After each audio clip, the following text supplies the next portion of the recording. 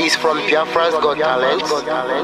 We are letting Biafrans know the reason why we should remember those who gave their lives for us, those who died that we may live.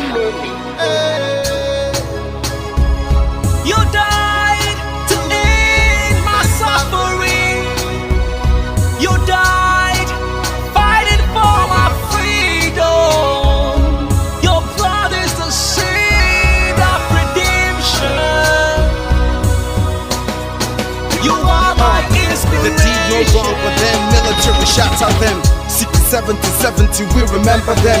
2016, 38 May, memory still lives in our mind till today. Wonder why they refuse to publicize the genocide. The world media turn blind eyes to our plight. It's time to arise, land of the rising sun. Let's rise one more time, let's rise.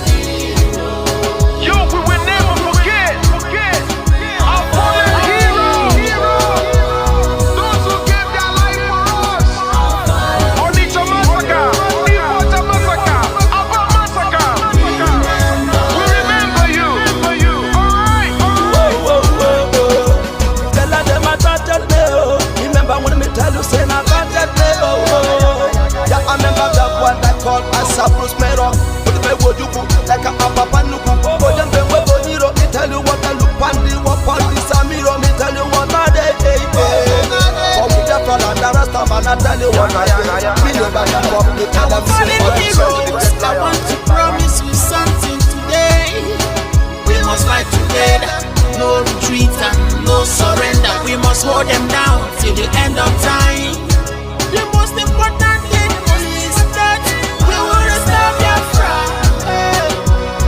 May your soul rest in peace. I look up to the sky with tears in my eye. For other Biafrans and for freedom had to die. We will never forget you as the days go by. You are always in my heart, forever be apart.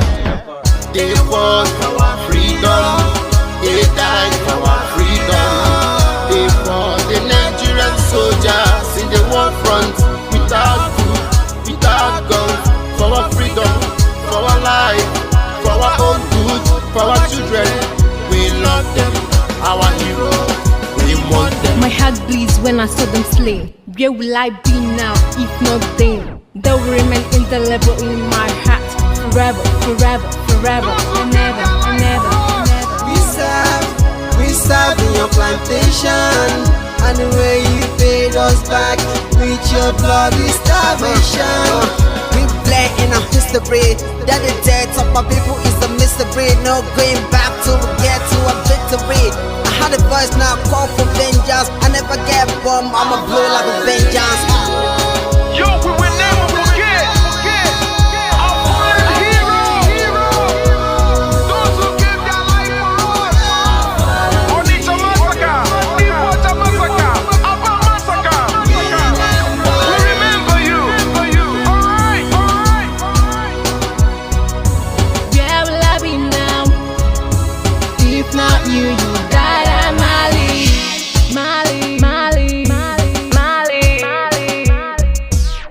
They were starved to death because of our freedom, and they paid the debt for our freedom. Flag high for those that died in the genocide, fighting for you and I. There is pain in the heart, we bleeding inside, tears in the eyes, so I'm falling here. This is for my fallen heroes. Give them motivation, people. It's like I'm looking at myself in the mirror. Cause to be a gas, I need to be a nurse. If we did not retire, They paid the ultimate price. They died for me, for the freedom of my unborn child. We live for the legacy. Yo, we will never forget our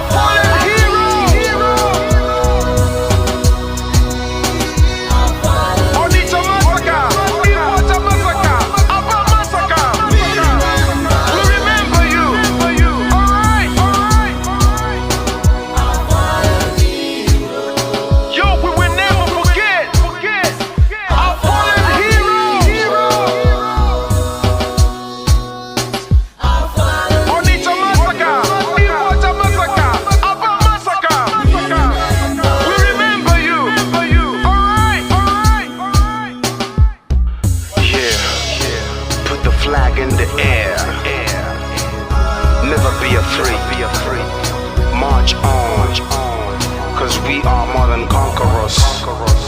Yeah, you know what it is. We must revenge, and we must stand to represent who we are.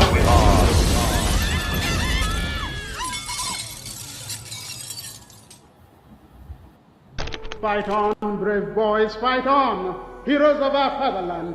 Pursue the enemy, harass him, destroy the invader. March on, brave boys, now that victory is in sight. March on and hasten the disintegration of the enemy already set in motion.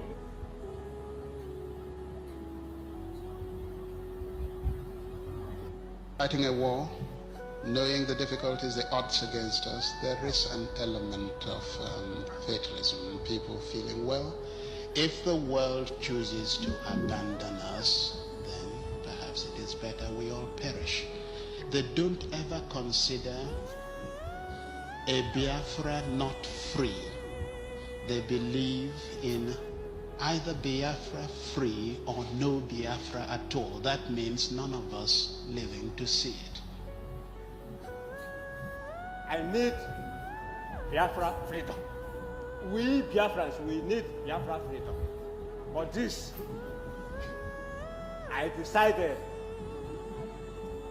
even to die, that Biafra must have its own freedom. I want us to work systematically towards the establishment of a good, progressive, and democratic society where all vestiges of privilege and social injustice will be abolished, and the rich contribute more for the welfare of the poor. If civil war comes, and I do think it is imminent, you're quite right, it will for us be the price of freedom. Our people here have for a long time been prepared for this eventuality, and I am confident of their readiness. I think that when it does come, that the people on the other side would be surprised as to what they're going to get. And I'm confident that it will not last long. We'll surely come out as a nation because we're fighting a just cause. Even a little child on the street will tell you this. We shall never go back to Nigeria again. God's grace will surely emerge as a nation. And so, as far as this war continues, we'll fight to the last man. This is what Biafra is, the end of the journey for a persecuted, massacred, pursued people. We have made all attempts at a democratic resolution of this crisis. I have offered open elections, plebiscite. I have offered just an open carte blanche suggestion, anybody who can find a democratic way of finding out the wishes of the people, let him suggest it and we will go for it. Another Savior. Holy, holy, holy, holy, Adimebujuku. Another Savior. Another Savior. Holy, holy, holy, holy, Adimebujuku. Another Savior. Holy, holy.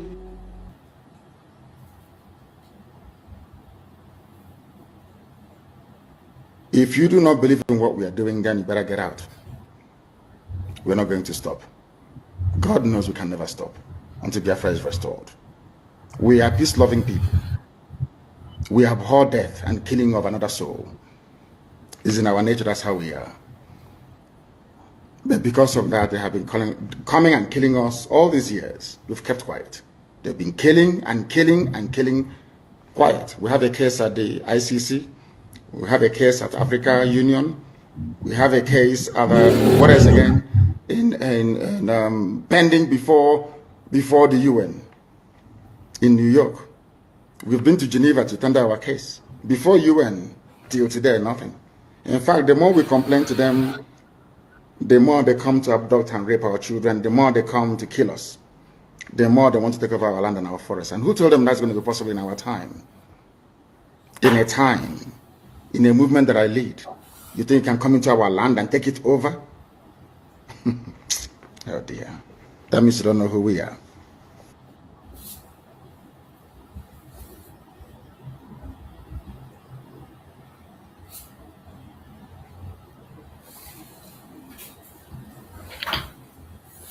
Welcome everyone, like and share to other platforms, share to family and friends. We are going this evening with some of the broadcasts that was made, the latest broadcast of the new HOD appointed by Mazi Nnamdi Kanu. So remember, we are still encouraging Biafrans to join Finland protest for Mazi Simon Ekpa. Try as much as possible to join the protest in Finland and also be part of the court case to support Mazi Simon Ekpa in solidarity. It is very important. So wherever you are, if you can be able to make it, try to be there.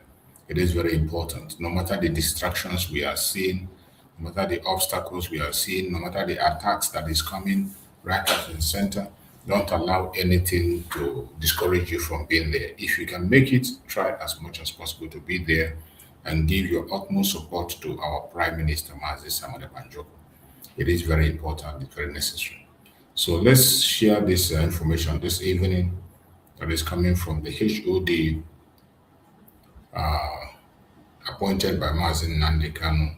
Some of his latest update that he gave, we just have to bring them up so that we can be able to share with the Biafran people, those who are out there, people who did not watch the program, to get the updates. That is our duty here online. Every information that has to do with Biafra, once we come across it, we replay it so that those who did not watch it live can be able to key in, because everybody needs to be carried along so that you will not be deceived, so that you know where we are. This is the HOD appointed by Mazi Nnamdi Kanu himself, and whatever he is doing and whatever he says is an instruction from Mazi Nnamdi Kanu. And that is why we must have to pay close attention to everything he says, so that we know when things are going wrong or when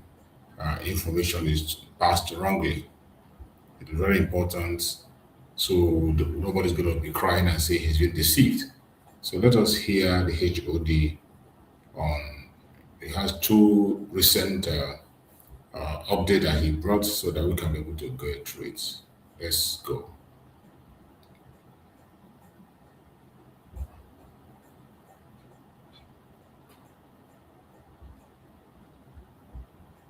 My dear Biafrans, our family members scattered across the globe, and every friend of justice who has kept faith with our struggle.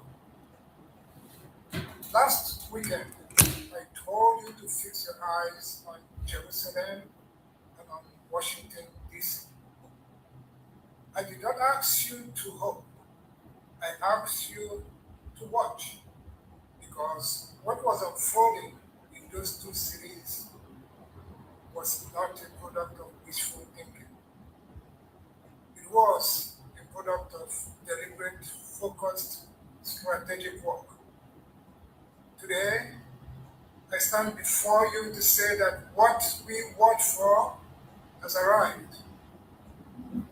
The events in Washington, D.C. this week, and that is not merely symbolic. They represent a fundamental shift in the architecture of this struggle. Let me speak plainly about what happened and why it matters in ways that go far beyond a speech on a chamber floor. Congressman John James of Michigan stood up in the United States House of Representatives and did something that no American legislator has done with such clarity and force. He looked at the records of the Nigerian state and he named it for what it is. He called Nigeria the deadliest place on earth to be a Christian. He catalogued the slaughter of tens of thousands of our brothers and sisters by Islamic jihadists and bandits who operate with the tacit permission a government that has abandoned its most fundamental duty, which is to protect the lives of those in its borders.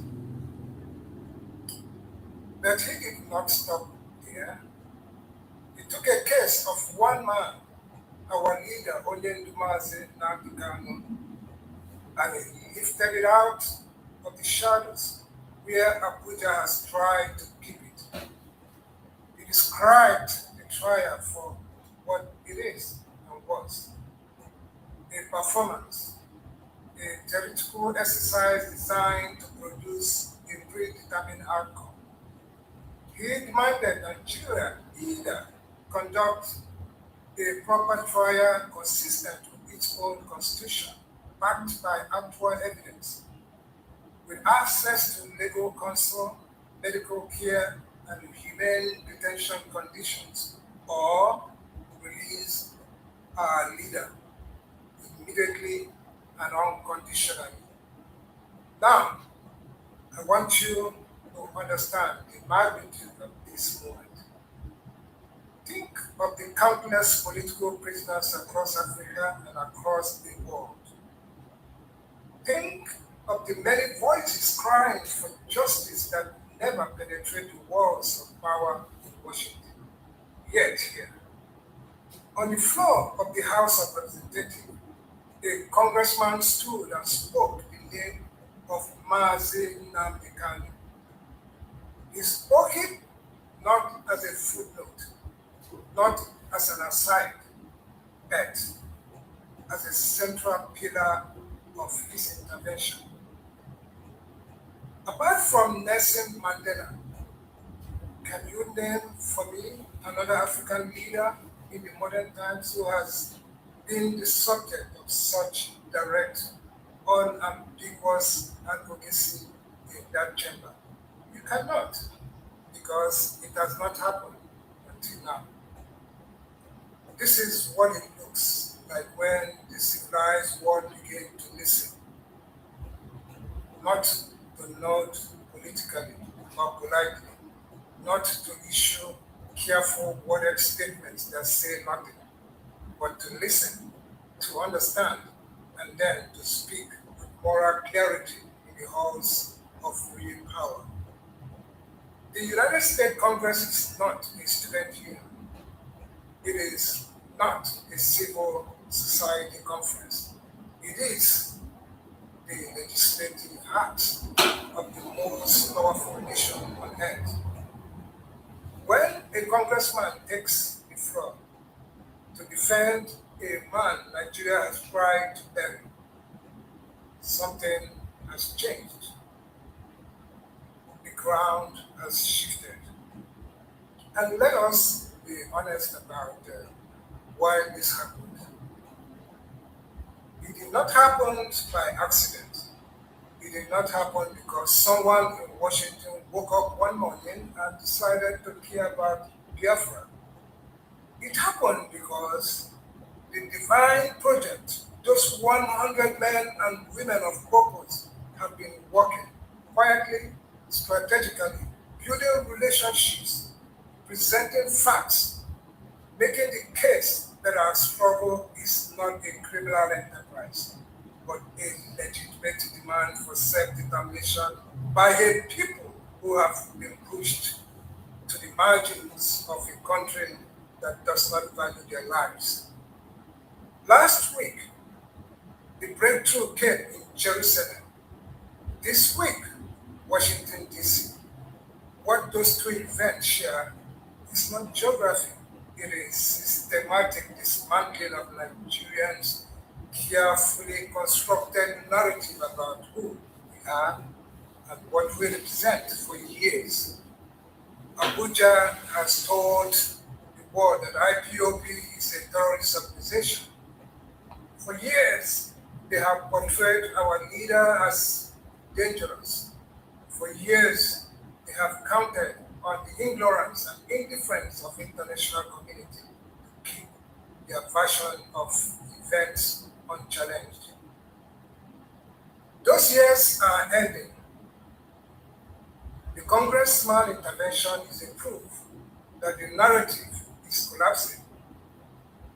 When the Republican from Michigan stands on the floor of the House and declares that American aid to Nigeria should not fund Christian genocide or execution of the voice of Biafra, the old lies can no longer hold. The billions that flow from Washington to Abuja now come with questions attached. The diplomatic cover that Nigeria once enjoyed is fraying. The international entitlement is dying. We commend Congressman John James for his courage. America, for all its imperfections, has once again shown itself to be a place where the voice of the persecuted can find a platform. We salute our dedicated IPOB representative in the United States who have worked tirelessly, quietly, without fanfare or self-promotion to make this moment possible. The congressman's words are now part of the congressional record. They cannot be erased. They will be decided by future advocacies. They will shape how American policymakers think about Nigeria and about Biafra. This is not a fleeting moment. It is a milestone embodied in the permanent architecture of American legislative history. The world is now fully aware. The sham trial by Justice Omotosho, the conviction entered without any extant written law in Nigeria, and the judicial recklessness have all been exposed globally. The impending shame on the Nigerian judiciary will be catastrophic. To the seditious and saboteurs, the Janjaweed apologists, Abuja propagandists, and all those still chanting, Onyendu will die in prison. Open your eyes and wait for you. Your lives are being dismantled in the chambers of American power. Your fake terrorism narrative is collapsing. Mazi Nnamdi Kanu is no longer a matter for Nigeria alone. He has become a global symbol of injustice and free voice across the world are rising. Our enemies understand this shift, which is why they are working overtime to sow confusion. It is unfortunate that elements of the sacked and expelled third administration of Directorate of States have rolled out fresh propaganda. They claim that Nigerian government offered condition for our leader release and that their group was rejected because they refused to sign up to it. They claim we were installed because we would sign. One simple question completely opposes this lie. Why is Mazi Kanu still in detention today? The silence that follows that question is sound of a lie collapsing under its own weight. Everything coming from these agents of Nigeria is nothing but lies, blackmail, and cheap propaganda designed to create confusion and division. They Facebook and are now spreading the same falsehood on WhatsApp. If they were truly important and relevant, the Nigerian government would have negotiated directly with them. They have no real influence or mandate. Under the fourth administration, we are recording genuine progress on the international front. The triple success of the Jerusalem outing, the Washington, D.C. outing, and the engagement with Congressman John James. These are clear signs of momentum. Our leader has been consistent since the very first day he raised the Biafra banner.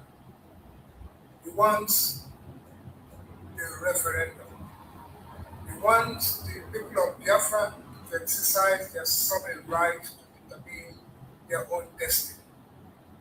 He has never contemplated and will never contemplate giving up on Biafra.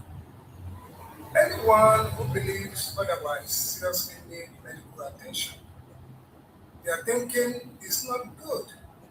Mazi Nnamdi Kanu remains the undiluted voice of Biafra, committed to self-determination through the rule of law, fair hearing, and will of the people. The lies of the expelled gangs were crushed on Facebook. They will be obliterated on WhatsApp and every other platform. The fourth administration stands firm on the original mandate. Biafra is our collective destiny. No amount of propaganda from SAC imposters can change that. And it is in this context that I must now address another front in this information war. There is a campaign underway. It is sustained, it is deliberate, it is state-sponsored, and it's aimed at the marketing, discrediting, and dismantling the work of those who have given up their all in the service of our leader and this movement. Agents, proxies, and propaganda legends deployed by the Nigerian state wants to rewrite history. We want you to forget what has achieved and to doubt those achieved it. We are here tonight to place on a permanent record a truth that cannot be shaken. The record of our level victories secured on behalf of Onyendu, Mazi Nnamdi Kanu, and IPOB is unassailable. Every single one of those judgments was brazenly disobeyed by the Nigerian state. No one has been overturned. No one has been appealed successfully. Not one has erased from books. They stand, they endure, and they testify. The Federal Republic of Nigeria, the Department of State Services, the Nigerian Army, and the Southeast Governor Forum stands thoroughly defeated in multiple courts of competence.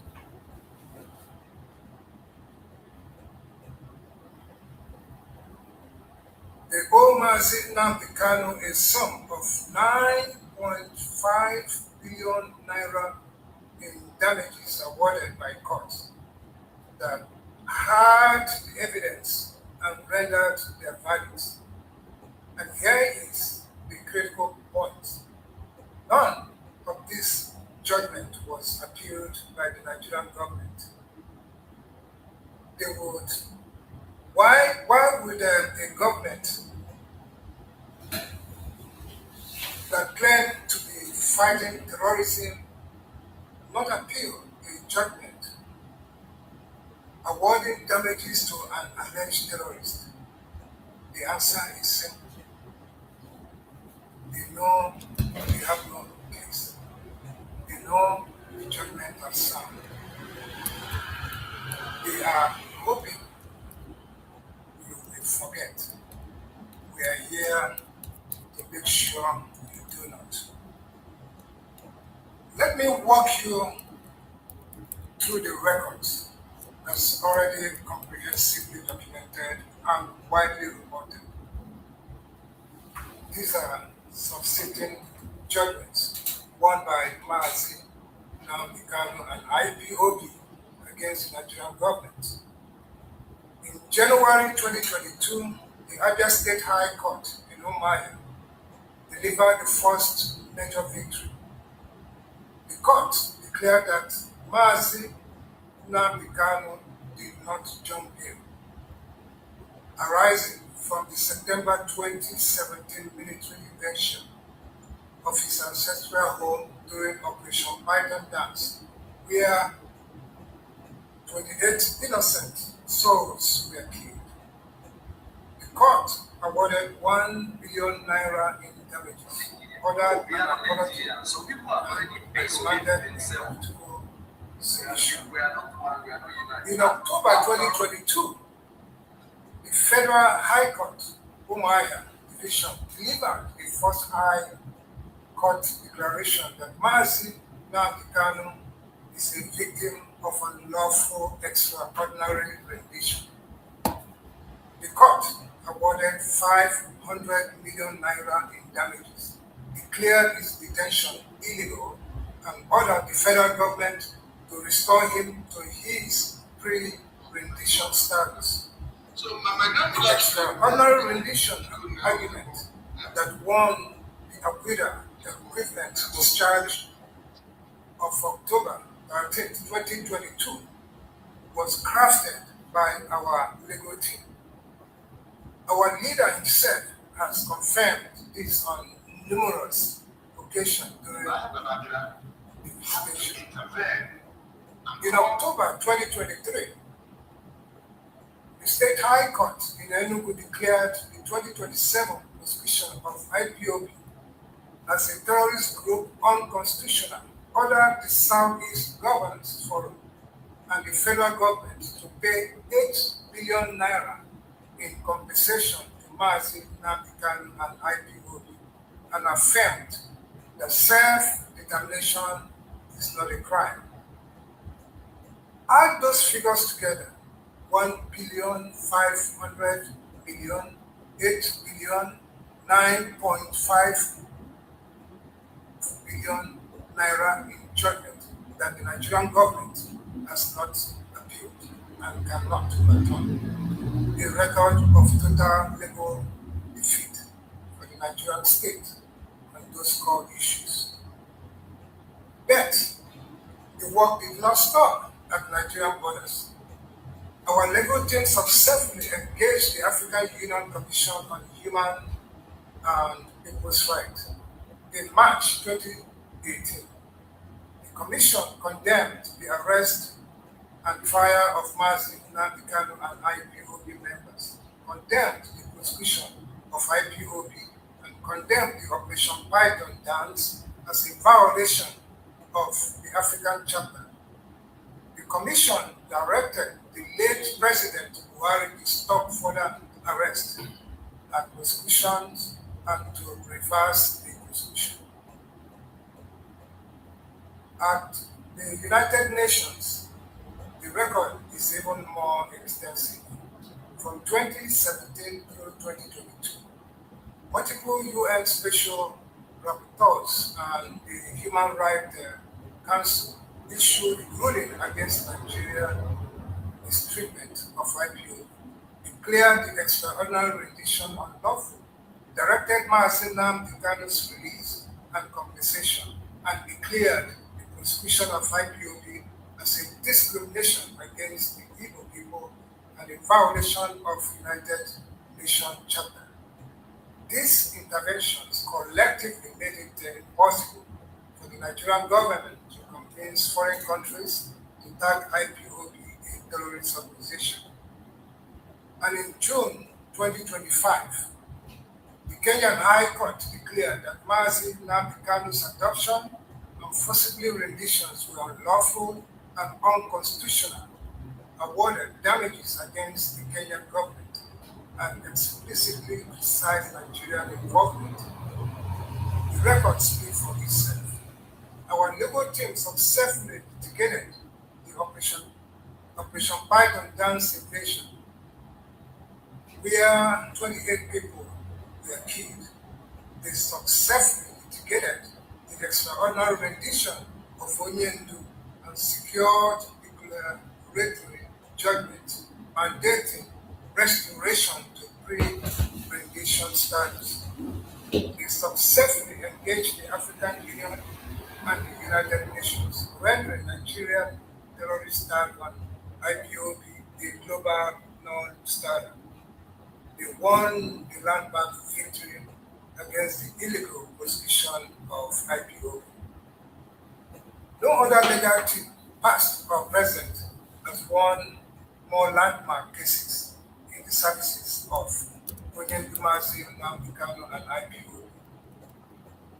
And there is no one more thing the record reveals. The current legal team is the one the Nigerian government could neither intimidate, coerce, nor buy over. They tried with others, they succeeded with some, but these ones remain standing, unbowed, unbroken, and undefeated. The coordinated and sponsored campaign coming against IPOB and those who serve under the supreme leader of Mazi Nnamdi Kanu is roundly defeated. It was defeated in the courts. It was defeated by the United Nations. It was defeated at the African Union, and it will be defeated in the court of public opinion because facts are stubborn and truth is irresistible. Let the facts speak for themselves. Now, let me turn to a matter that is not about legal victories or international diplomacy. It is about flesh and blood. It is about human beings who have been abandoned, forgotten, and left to rot in the dungeons of the states that cares nothing for their lives. We continue to identify the abandoned Biafrans in prisons across Nigeria. Some of them are in facilities so remote that their families do not even know they are alive. Some of them have very serious health challenges occasioned by years of neglect, years of being denied medical care, denied proper food, denied basic dignity that even convicted criminals are supposed to receive. I want you to watch the video we are making. Look at the faces of one of the 57 Biafrans we have identified in a Abakaliki prison. His name is Mbam Samson. He is from Igbaju in Kaliki, right here in Ebonyi State. According to the information we have gathered, he was extracted from a hospital where he was being treated for gunshot wounds and dumped into Abakaliki prison, just taken from his hospital bed and thrown into the cell. Now, both of his legs are bad. The condition has treated so severely that it's affecting his urinary ability. This is human being. This is a son of Biafra. This is somebody's brother, someone's child, someone's father perhaps. And he's suffering not because he was convicted of any crime, but because the Nigerian state has decided that Biafrans are less than human. I assure you that serious efforts are ongoing to contact the families of our detained and deceased family members in various detention facilities. I have instructed our attorneys to hold a press conference this coming week, during which they will provide precise details on the actions being taken to secure their safe return. We are documenting these cases. We identify these individuals. We are reaching out to their loved ones. And we will not rest until every single one of them is brought out of those holes and restore them to freedom and dignity. This is the work of the front administration.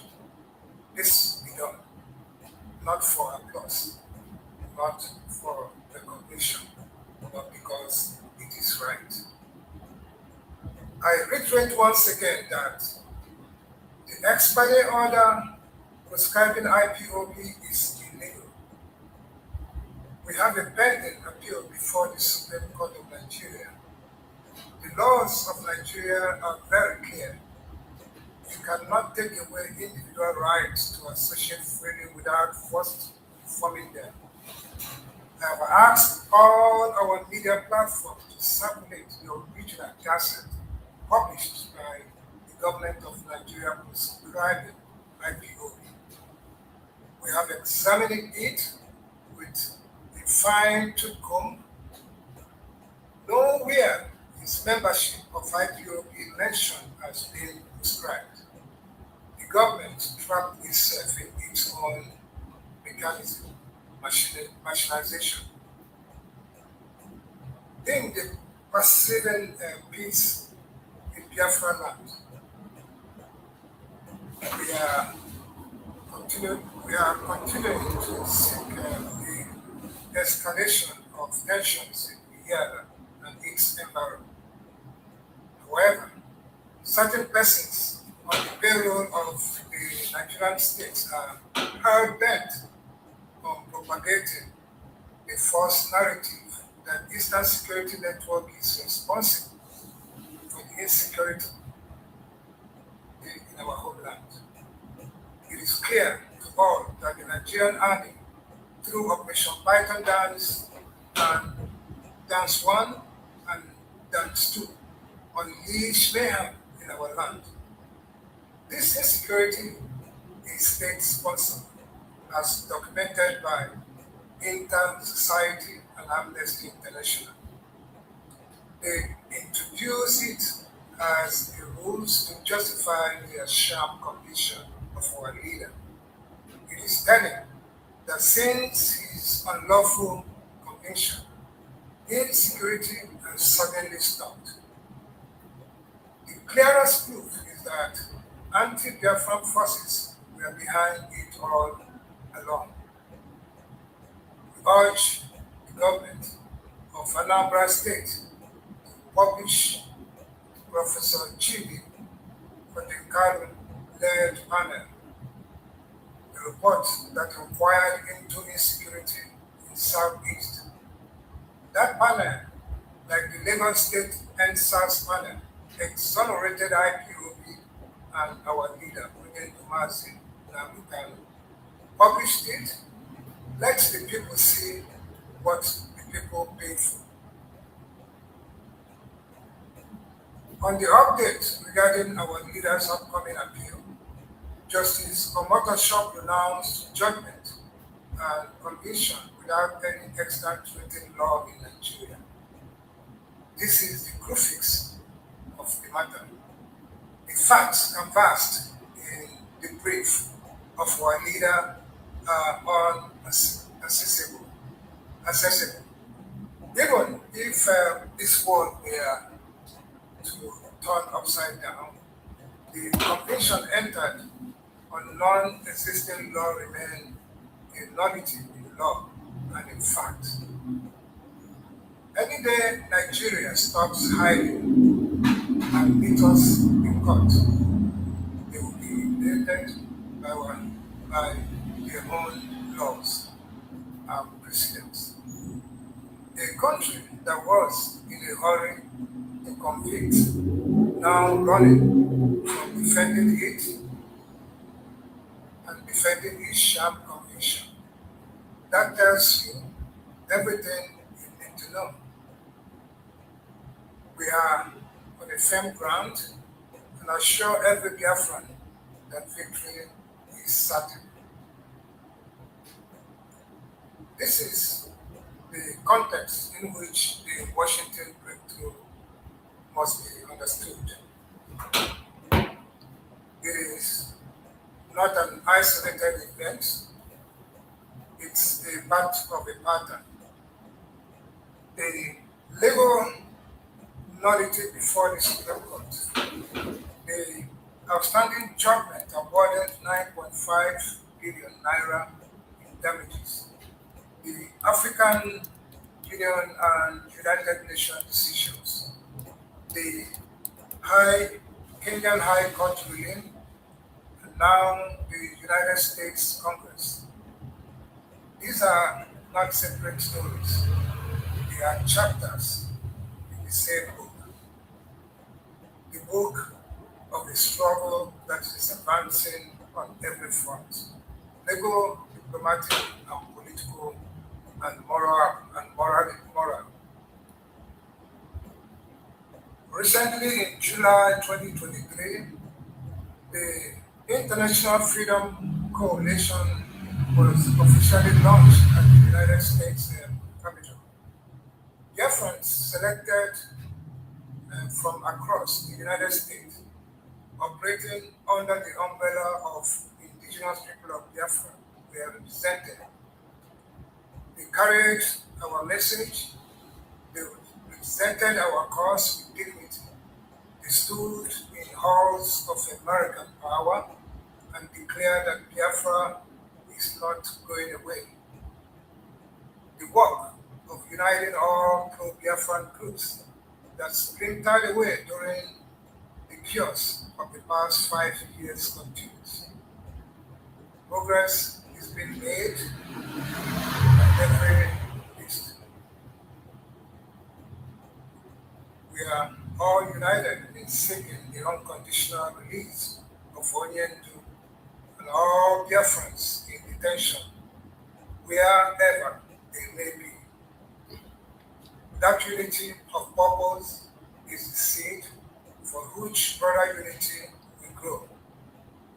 My brothers and my sisters, I have spoken to you tonight at length because these matters require detail, they require precisions, they require patience to lay out facts that cannot be disputed. The enemies of Biafra rely on your ignorance, they rely on your short memories, they rely on your willingness to believe that the latest rumor rather than to check the established record. Do not give them that satisfaction. Arm yourself with facts. Share the facts. The civilized world is not a mere, neither a mind. It is not an abstraction. It is made up of institution and individual who, when presented with facts and approached with strategy and persistence, can be moved to to act Congressman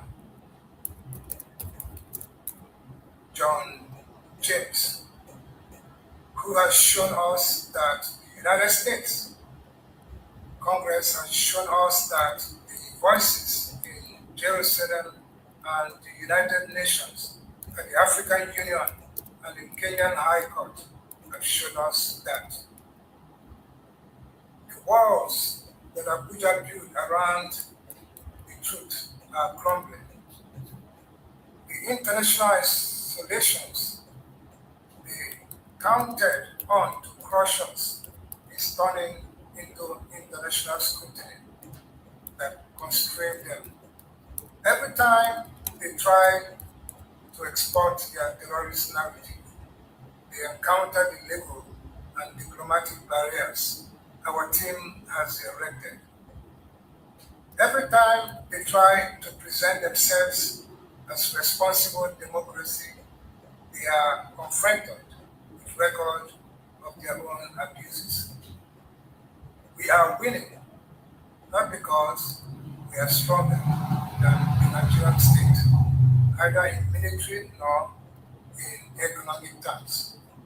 We are winning because we are on the side of truth, of law, of justice, and of the right of the people to determine their own future.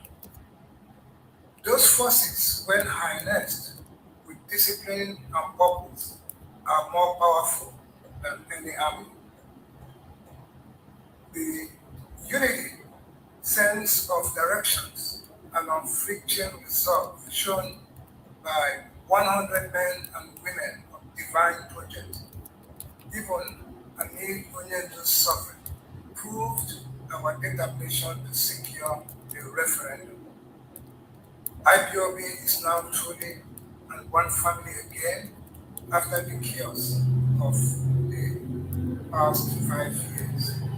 Kudos to the resolute IPOB families worldwide. Bravo to the 100 men and women of the divine project, executing with excellence. Glory to Yahweh, the God of justice, who has brought us this far. Mazi Nnamdi Kanu must be released immediately and unconditionally. The civilized world is watching. The civilized world is listening. And the civilized world is beginning to act. Biafra is coming, whether they like it or not. Facts over propaganda. Truth over love. In defense of freedom. Thank you. May Yahweh continue to strengthen us all. May He bring healing to Mbam Samson and all our suffering brothers and sisters in detention. And may the down we have worked for, prayed for, and sacrificed for, break and soon over. Free Biafra. Thank you and good night. Mazi, Chris Morgan. Thank you.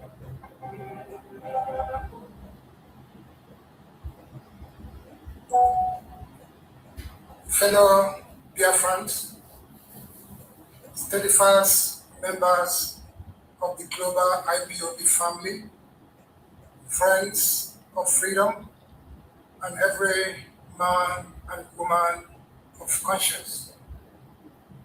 I address you today with a heavy heart, but with a mind of steel and a message of absolute, unmovable clarity.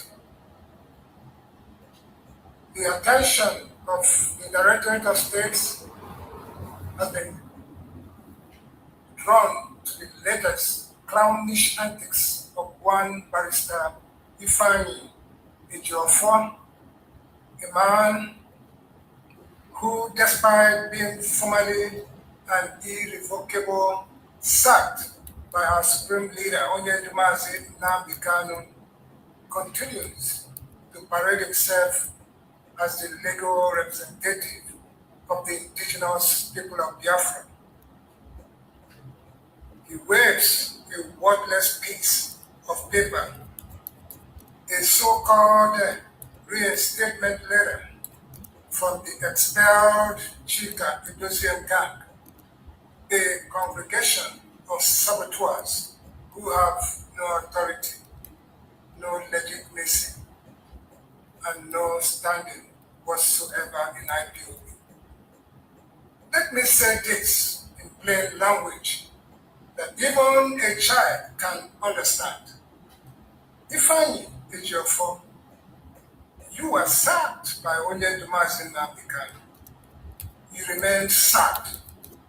No gang of disgraced renegades can resurrect you. You are dismissed, finished. It is final.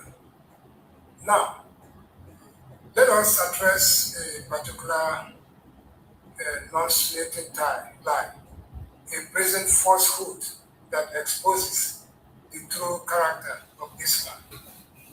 In his recent press release, Ifeanyi Ejiofor has the audacity, the shamelessness to claim that he voluntarily left the legal team of Mazi Nnamdi Kanu in 2023. What a blatant, contemptible lie. Who in Biafra land does not know the truth? He was debriefed and sacked by our leader. He did not walk away. He was shown the door. He was pushed out because his services were no longer required. To now turn around and spin a fairy tale of voluntary departure is an insult to the intelligence of every Biafran. Let this be a warning to all who are listening. A lawyer who finds lying so easy, so effortless, so natural, is an extremely dangerous individual. A man who can stand before the public and manufacture a self-serving falsehood about his own dismissal with a straight face is a man capable of anything. If he will lie about his sack, what else will he lie about? If he will falsify his own history, what document will he not fabricate? What trust can ever be placed in such a person? A lawyer is an officer of the court, sworn to truth and integrity, yet here stands Ifeanyi Ejiofor, weaving deception as easily as he breathes. This is not just professional misconduct. This is a profound character bankruptcy. To be absolutely precise, so that no room remains for his propaganda machine to twist the facts, Ifeanyi Ejiofor was verbally and informally debriefed by our Supreme Leader in 2023. That was the first stage of his exit. A quiet, behind-the-scene removal necessitated by his accumulating failures. Today, that informal debriefing has been formalized today. He has been officially, procedurally, and permanently sacked. The sacking has moved from verbal to documented, from informal to constitutional. There is no ambiguity. There is no loopholes. There is no path back. The door is shut. The locks have been changed. It's out.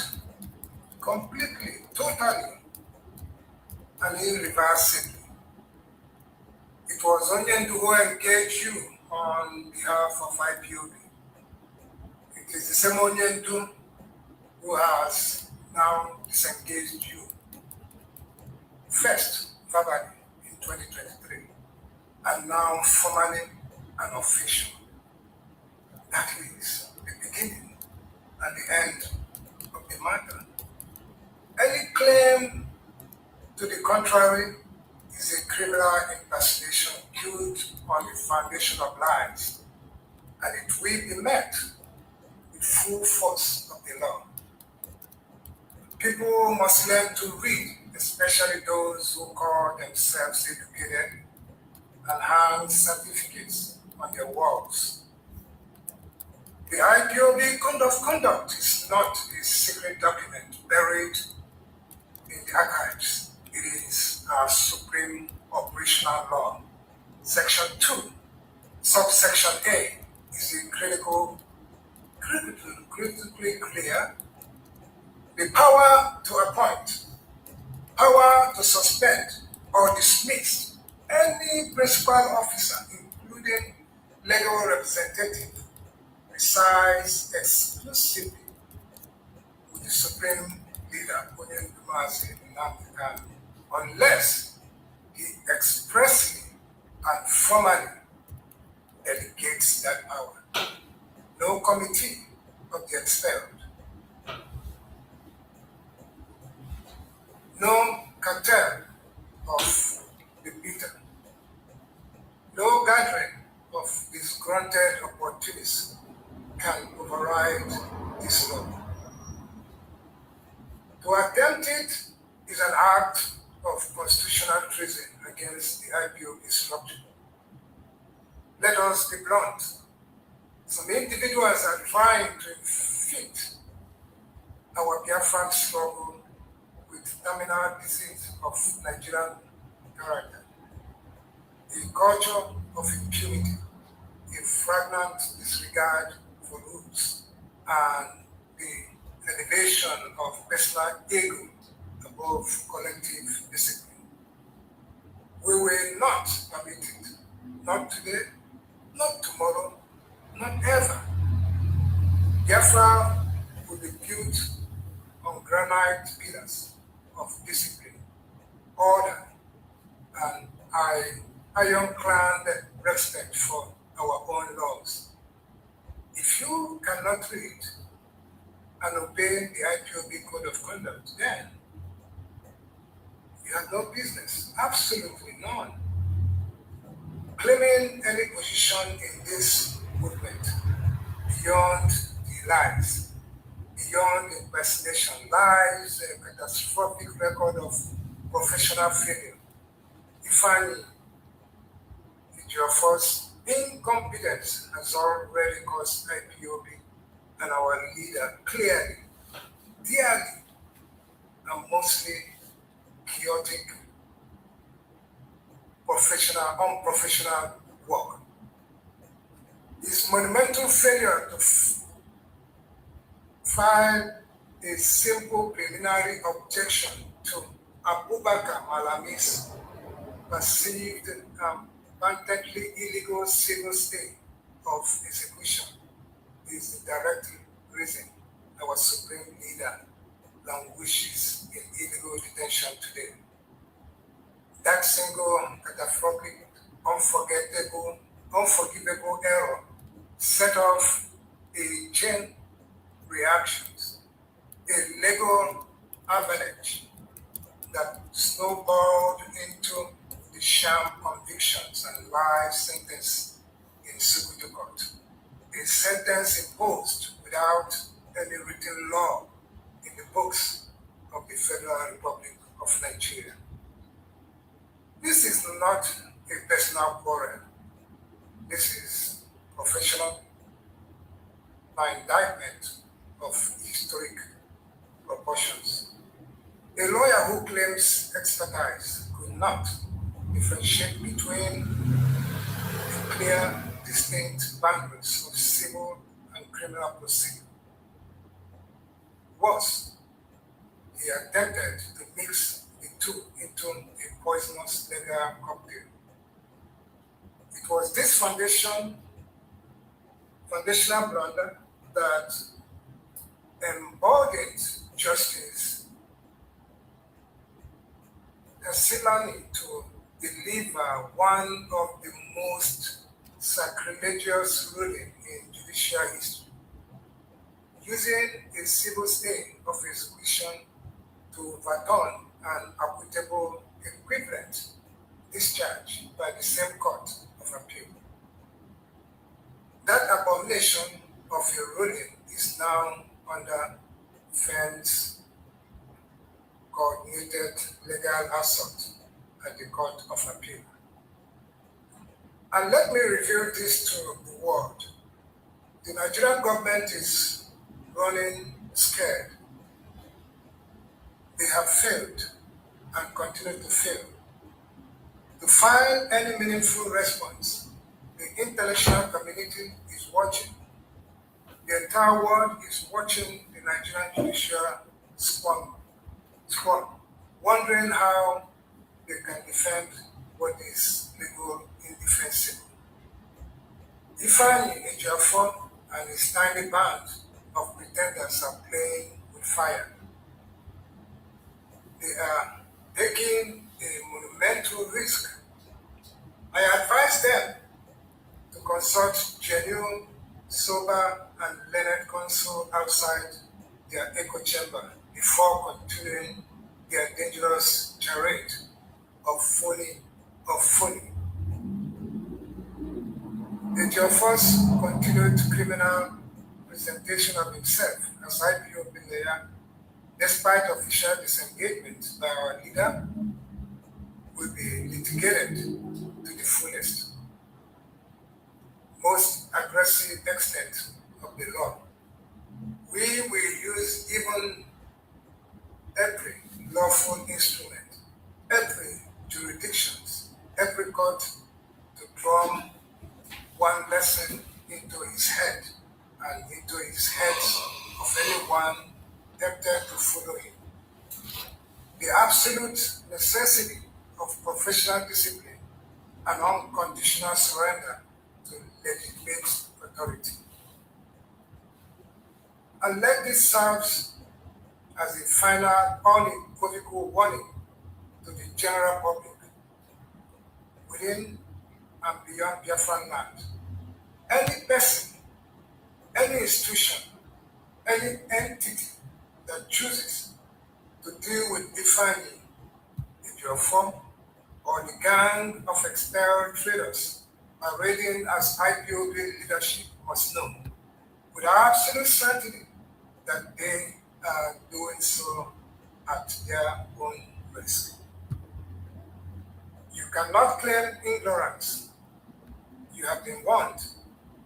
If you transact with a sacked lawyer and a band of expelled imposters, you are dealing with unauthorized persons and will bear the full consequences, legal, moral, and otherwise.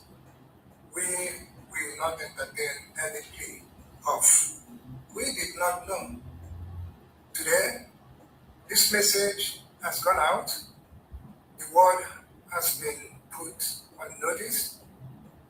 Deal with Ifeanyi Ejiofor and his co-travelers at your own peril. To the ignorant voices whispering that IPOB cannot sue or challenge him because of prosecution, you are poorly informed and pathetically naive. IPOB is currently actively before the Supreme Court of Nigeria, challenging that same illegal prosecution. No other country on the face of this earth regards IPOB as a terrorist organization.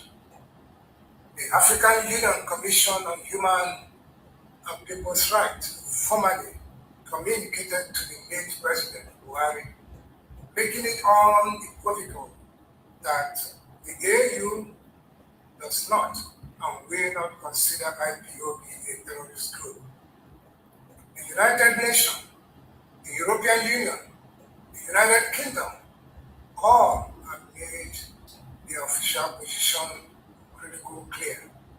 IPOB is not a terrorist organization. We have nothing to fear. The law is our weapon, and we wield it fearlessly against any impostor. Nigerian lawyers like Ifeanyi Ejiofor should read their law books and relevant authority before offering misguided advice or parading stolen titles. The Biden inconstable documents in IPOB is our code of conduct. Nobody, and I repeat, nobody commands more authority in this organization than our supreme leader, Mazi Nnamdi Kanu. His word is advisory. His word is final, supreme, and immediately executable. So, let this message ring out across Biafra land and across the world, loud and unambiguous. IPOB, under the supreme leader of Onyendu, Mazi Nnamdi Kanu, and the Fourth Administration, Directorate of State, will not be divided. We will not be distracted. We will not be diverted by compromised elements, sterile fraudsters, liars, or their shadowy sponsors. The era of impunity is dead. This is because the era lies over. The new era of iron, discipline, ruthless truth has begun. I call on all genuine, faithful, and unwavering Biafrans to remain vigilant, remain disciplined, remain laser focused, and united with an unbreakable chain around our supreme leader. The battle for Biafran total liberation continues with renowned intensity, and let no one doubt it. Victory is not just possible. Victory is mathematically certain. It is only a matter of time. Thank you. May Chukwu Okike Abiyama, the God of justice, bless Biafra, protect our supreme leader, and expose every liar and impostor in our land and in our midst. I remain your loyal and faithful servant, Mazi Chris Moore.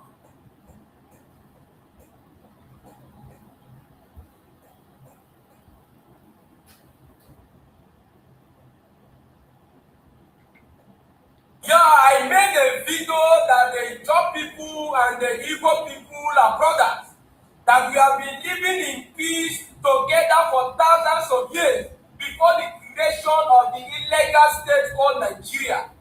I saw some uneducated people coming to my comment section to say all manner of things. In fact, I saw one saying that the Igbo people that stopped at Akaporo, that the Igbo people that stopped at Akaporo, that did not give it Niger Delta Republic. Then I asked him a question. Who died at Akaporo? Who is the one that died at Akaporo?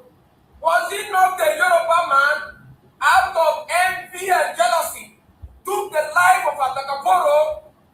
Most of you don't have sense. You don't know anything. You don't know anything. Most of you don't have sense. If the Igbo man is your problem, then what will you now call the Yoruba man and the Fulani controlled northern region? What will you now call them? Even the Igbo man that have not occupied power in this country for more than 60 years is your problem. What will you now call the Yoruba people? And the Fulani controlled north, what will you call them?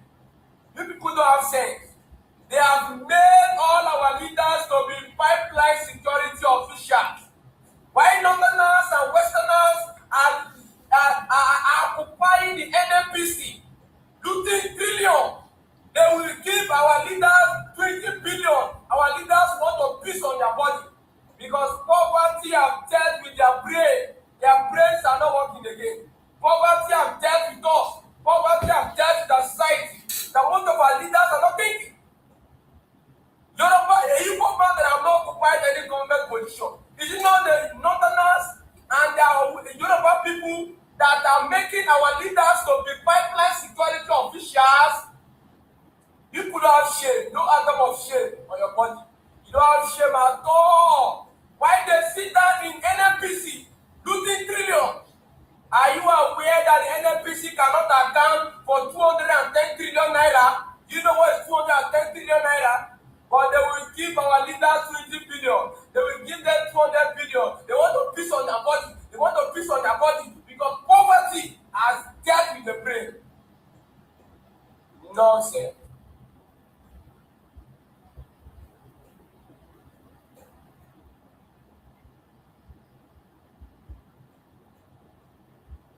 Enough is the problem of Nigeria. No embarrass. We are beggars. A lot of us in northern Nigeria will upset it. Why would you say it? Amajama, look back and look at what is happening in northern Nigeria. We have the worst level of education anybody can have ever seen. I don't think anywhere in the world we have this kind of education. Go that takes it away from poverty, that liberates people, that gives people a level playing ground at Dunia Kabaya. We have and one and one problem called an emergency that is crippling our economy from roots. Why have we not abolished it? Oh no, it's good for the it helps people learn the religion. Fantastic. There's no lie. However, can you categorically tell me it has done more harm than good or more good than harm? An average and marginally does not have any chance at life. That child, Yarote Yagimada, Safi and Suchia, is abandoned. Do you know what abandonment does? The structure, the system of northern Nigeria was built to impoverish northerners. That's why we have the highest level of poverty. They are our big men, the rich ones. They have crafted Arewa society in such a way that very few people can become wealthy and ambitious and affluent, and the remaining are left them again. Mune and Dabomu are next to none in the world. Mune and Baramu, there are beggars everywhere, but near Arewa. Why yo? Mune PhD, Mune A1. Go to Lagos, go to Abakaliki, go anywhere, you will find Arewa beggars. How many Igbo beggars who can be? Masubaraba? Akachi Akorezwa? No. Then let's talk about the whole system of Arewa, how it's built. You are taught to honor, you are taught not to question authority. An average Arewa person is not somebody who is stubborn, even if you have that zeal to question authority. Don't question authority. You have to be humble. Humility is good, but look at where it has brought us today. So you have to who embarrass you. Look back. If you want to fight, fight. But look inwards. Let's get a Bukariani.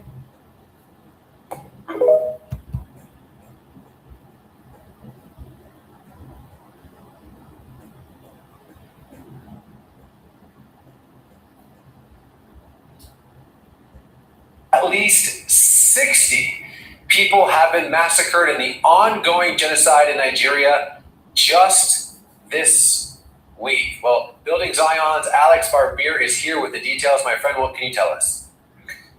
Just yesterday in Kanu, Kaduna State, Nigeria, over 30 Christians were killed. 30. And what witnesses told me is that this attack took place for almost 4 hours. The military was nowhere to be found. The police were nowhere to be found. Any security force, nobody came to stop them. Nobody came to apprehend. And so this is the situation that we're finding happen all the time. I mean, recently where there was a Fulani leader who was killed, the Fulani came, they went and killed like 20 Christians. Just today as I'm speaking, over 10 more were killed in that same small county. And it still remains, there's no justice for now the dozens of Christians that have been killed. Yet when that one Fulani leader was killed, supposedly by Christians, within a day, 20 people were arrested. And so this is what we're seeing across Nigeria. Okay, why is no one talking about this? Images of people's necks chopped open, machetes to their head, another guy's neck that's been chopped open. Why is no one talking about this? And worse, why are there so many people saying this isn't happening? I mean, it's vile, and I understand that people don't want to see these things, but the reality is, unless you actually see what is happening, you're not really going to be moved. And so if we continue to censor things to where nobody sees the reality, because if I know that if other people had this happen to their daughter, to their son, to their mother, to the father, there is nothing they would not do, no stone they would not turn to be able to go and give justice to defend them. But this isn't even in mainstream media, and the media is not even covering it. And you have the lobbying group that is fighting against and specifically telling Trump and the U.S. government that this, Christians are being protected in Nigeria. But then on a daily basis, this is what we're seeing. I mean, just as Judd and Truth Nigeria reported, I mean, it's more than 60. I mean, because they're not even accounting what happened just today and what happened in Mongo, what happened in Kauru. I mean, it's happening all the time, and it's continuing. Like, it has not stopped. And I know Trump obviously dropped bombs in the Northwest and Northeast, but that was against ISIS. Those are not even the people who are primarily killing the Christians. I mean, ISIS is not in Kaduna State. ISIS is not in Plateau. ISIS is not in Benue. And that is where Christians, like Nigeria talked about, are being massacred. That's what we're talking about today, 30 Christians. As someone who has been there many times, and you've dedicated your life to rebuilding these communities, maybe for the next minute or two, can you be as specific as possible? Where have these attacks happened? How do we know that this happened? Like, basically, to the skeptic out there, can you spend maybe the next minute or two being as specific as possible what's happened this week? So first, I want to preface with my own personal first-person experience. These are things that cannot be argued. Yes, you can push back against people who've never been, never seen, never heard, never been threatened. But you cannot push back against the ones who've actually seen, the ones who've risked their life to be able to tell the truth. And so I want to give you an example of last year in 2025 of April when I was there, actually not far from where this attack just took place in Kauru, where 30 were killed. They attacked a village called Zike. It's in Plateau State. It borders Kaduna State. They killed over 50 Christians. And I went there the following morning. Smoke is still rising. People are flailing in the street crying. I mean, over 20 homes were destroyed, 50 people killed. We rebuilt that village the next week because nobody's coming to help those people. And then you go to Yawada, you have 271 Christians that were murdered. And then the government and even the governor is saying, oh, it was only 30, it was only 50, it's only 60. There were never 300 Christians killed. You can go to the memorial. 271 were murdered in one attack. Over 100 homes. We went and rebuilt that village. When I was on the ground, there was literally bones that I was holding that still remain in the rubble 6 months after the attack took place. Fragments of hip, of legs, of arms, literal bones. I held them. I have pictures of this. You can't argue this. There were bones of children in that house that I was in with the bones. There were 6 children that were killed. And even when I was in Nigeria last time, one of the villages that we're helping to rebuild, some Fulani came and they killed the family. One of my own workers took a machete to his head like 2 months ago. And so these are all facts. They cannot be argued. It's first-person experiences, and it has not stopped. It has not ceased. And the government, the security forces are not actively fighting or staying against this. They're not stopping it. They're not apprehending the terrorists. They literally are allowing it to happen. And whatever the media wants to push is in contradiction to the truth from the ground. And that is why you have so many people that are trying to censor this, to silence it. But as a Christian, we have to stand for what is right and what is true. And that's what we've been called to give justice to the oppressed, to stand with the ones who have no rights, who are afflicted, to rescue the weak and the needy, to deliver them from the hands of the wicked. This is what the Lord has called us to do. And so that's why I've devoted a lot of my life now, my heart, because I'm like, I can't go see people's heads being cut off and villages burned and then stay in silence. And so that's why we're going to continue to show the truth. Brother, I can barely look at my WhatsApp when I get images from you and Masara and, Mike Ode James, people in Nigeria, let alone actually being there like you. Specifically with people that have become flashpoints, or not flashpoints, that are at least reporting it, like Masari Kim, like Mike Ode James, like Reverend Ezekiel Duchomo, I think I'm saying that correctly. Can you tell what happened to his family recently? Literally, 9 members of his family were slaughtered. They were directly targeted. And we know that they have a bounty on his head. They want to kill him because he is the most prominent voice in Nigeria for the persecuted. He has full-time security because of this. I mean, they're calling for the same things for me because I stand with him. I've also stand for the truth. And so we have to know that the utmost of evil is happening in Nigeria, and leaders from the top are allowing it. And what's worse is that countries outside of Nigeria who say they stand for freedom, they stand for righteousness, they stand for goodness, are not defending, are not helping. They're not crushing the evil. And it's just, when I see these things again and again and again, it truly crushes me, because it doesn't become normal to see a person be chained behind their back and to have their neck cut in half. I can only vouch for what images I've been sent from, not just you, probably like 10, 15 different people at this point. The images are unbearable. That my friends are like, I love you, man, but I can't look at that. I'm like, I know, but like, I have to. Yeah, a 1-year-old was killed in Ezekiel's family. And 30% of the victims of this attack in Kaduna were children. And so we are watching children and women, the most susceptible of society, being slaughtered, and we are allowing it. Let's say on the off chance President Trump, Vice President Vance, Marco Rubio is watching this video right now, what would your message to them be? Stand by the words that you're saying. The things that you say you believe in, and stand for it. Let that actually be true in real life, in action. Because you have people that are misleading the U.S. government, saying that Nigeria is cooperating, that Nigeria is fighting terrorism, that Christians are being protected, that terrorism is over. But on the ground, it is the complete opposite. It may be worse than it ever has, because on a daily basis, they're being killed. And it's not even just, it is brutal, it is vile, it is evil, it is cutting people in half, it's putting them to pieces, it's burning children to be charcoal.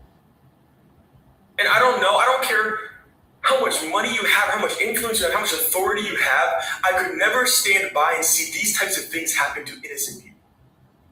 And so, yes, America is not the police of the world. But if you say you are a Christian nation, you say you stand for freedom, then you cannot sit in America and watch these types of things happening to innocent people.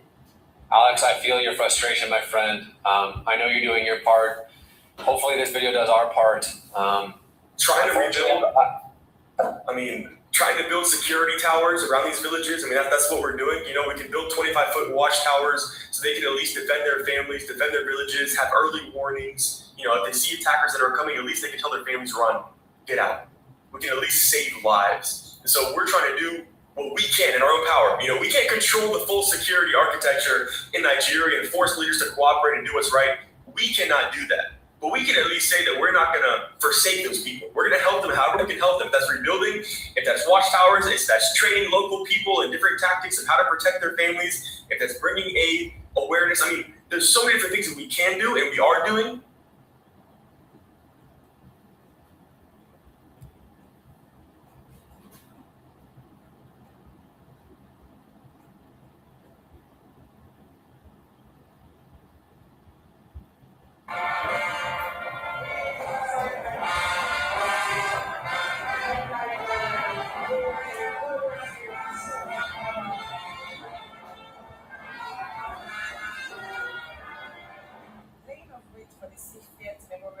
Of Nigeria's first military head of state, General Johnson Aguiyi-Ironsi, who ruled Nigeria from January 16, 1966 to July 29, 1966.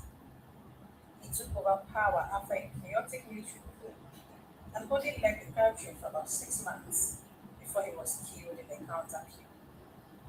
Gathered here at the International Conference Center in Umuahia are eminent Nigerians from different spheres of life, including a representative of President Bola Tinubu, former President Olusegun Obasanjo, a wife of former President Patience Jonathan. They all described the late military ruler as one who understood that leadership demands sacrifice. Tinubu's representative and Minister of Defense, Christopher Musa, says Nigeria will continue to honor and preserve the legacies of the late head of state, who was also a distinguished soldier. The values of patriotism, discipline, selfless service, integrity, and national unity, which are accuracy is amplified to remain as relevant today as they were 60 years ago. These enduring ideas continue to guide our forces and inspire all Nigerians who are committed to building a stronger, safer, and more prosperous nation. Former President Olusegun Obasanjo urged citizens to draw lessons that promote unity, inclusion, and national cohesion through the death of the late general who sacrificed his life for the Nigeria we all enjoy today.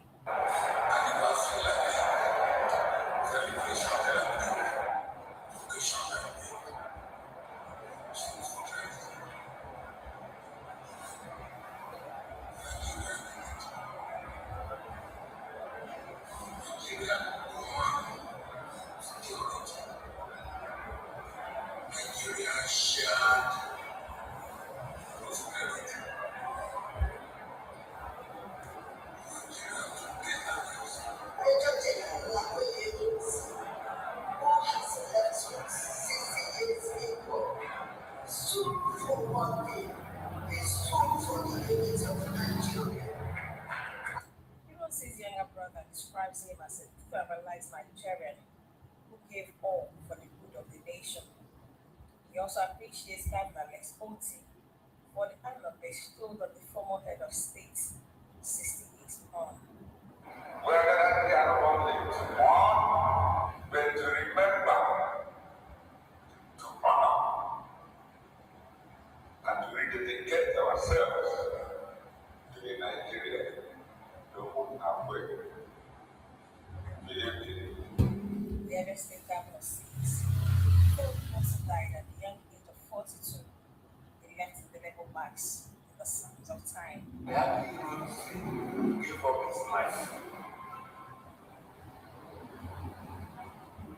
What happened? If it was about self-interest, in today's world, 80% of the people are interested in self-interest. Guests at the event, including the former chief of army staff, Lieutenant General Azubike Hendrika, maintained that Iwoti stood for the unity of Nigeria and stood firm in his decisions for a better country.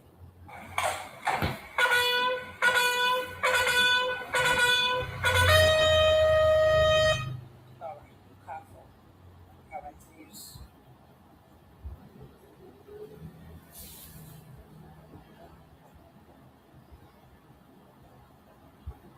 Whether they are only to mourn, but to remember, to honor, and to rededicate ourselves to the Nigeria to whom our way. Believe in it. The other state governor says, though he also died at the young age of 42, he left indelible marks in the sands of time. That he will see, give up his life. That will happen if it was about self-interest. In today's world,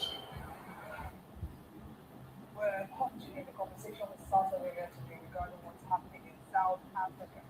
Fresh diplomatic tensions appear to be emerging between Nigeria and South Africa following reports that President Bola Tinubu declined to receive a special envoy sent by South African President Cyril Ramaphosa amid renewed concern towards the potential attacks on Nigerians living in South Africa. The reported decision comes in the wake of the alleged killing of Nigerian citizen Chika Ibe town, an incident that has reignited public outrage over the safety of Nigerians abroad and renewed calls for stronger action against xenophobia.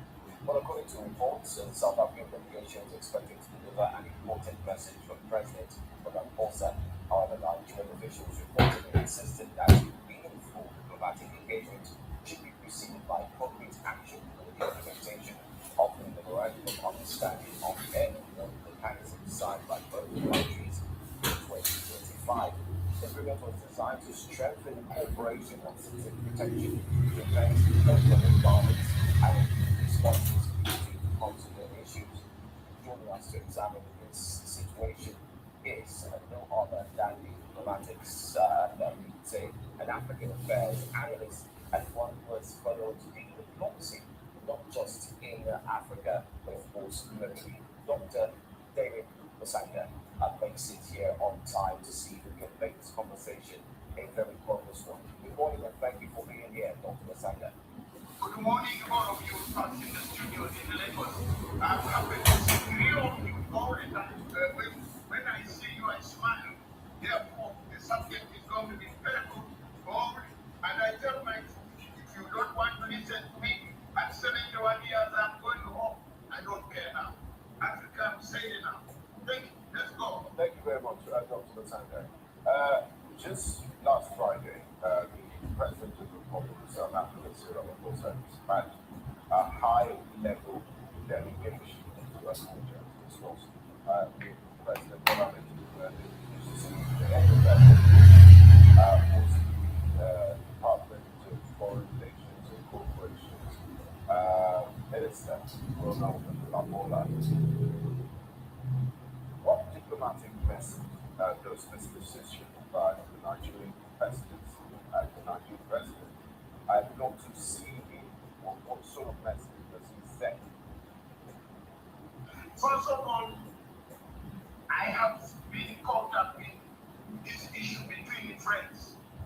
South Africans are my friends. West Africans, most of them are my friends. However, I've never met Tinubu, but I have met Mohammed several times on this issue. And I've met several African heads of state who have suffered the same fate.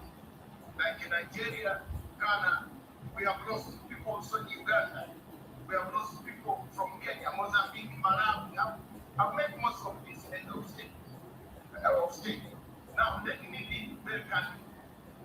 I think Ramaphosa should have said himself, Ramaphosa should have veiled himself first to the president of Nigeria. On this one, maybe it is the first time that I will talk very favorably about what Nigeria has done. These are people who have lost. These are at least people who have died, and not whites from Europe. These are fellow Africans who have died. And this Africa, this is the Africa we liberate. This is the last colony. Most of you are young people. Most of us took part, surrendered our passports, gave them our names, money to be able to liberate themselves. The treatment they have done of many of Africa is massive for them. But again, we must not escalate this issue. This is what I'm told Mohammed. And I don't care if he doesn't want me somewhere. I don't care. There is no oxygen. Only available there. There's no oxygen everywhere. This is what I want to tell President Trump. And let him take the matter, call the president face to face. Museveni stand. What President Museveni has said, I'm going to ask Ramaphosa face to face. Not saying anything. Face to face. What happened? Where have we gone wrong? Where have we killed our people? So President Trump should not sit and wait for small delegates. Yes, the things of redundance, the message. But these are people who have died.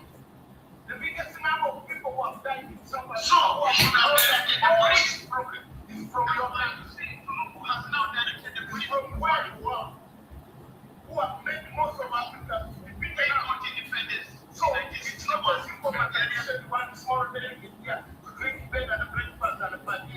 go back home.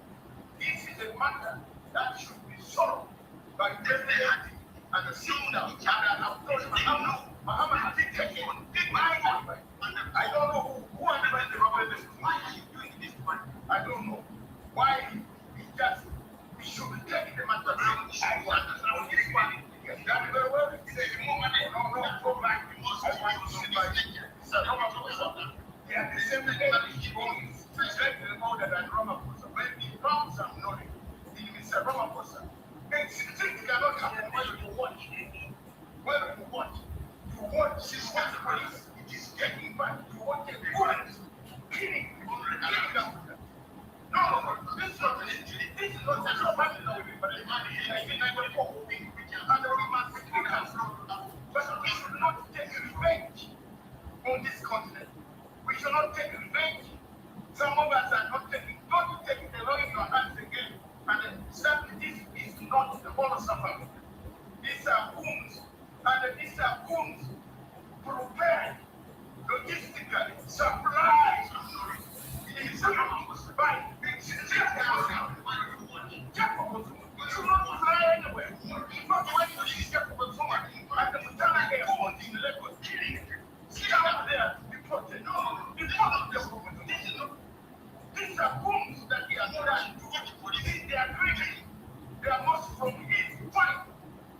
This fight is the one killing. Dr. Masanga, I am evident. Dr. Masanga, I mean, those are stronger evidences, but on words rather. Bro, if we don't talk about it strongly, we are dead. Okay. You know, people are going to pick up arms to kill some African fools. You are killing Somali, or people they find in Somali. The Somali find the South African. Where we have the okay. Okay. We'll go to a quick break. When we come back, my question will fall around the opportunity for the African Union to show itself. But let's take this break. We'll be right back. Stay with us. Welcome back. Thanks for staying with us here at Breakfast Central. We're taking a look at the recent situation in South Africa. Our guest is Dr. Masanga, who joins us. Definitely looking at this recent issue.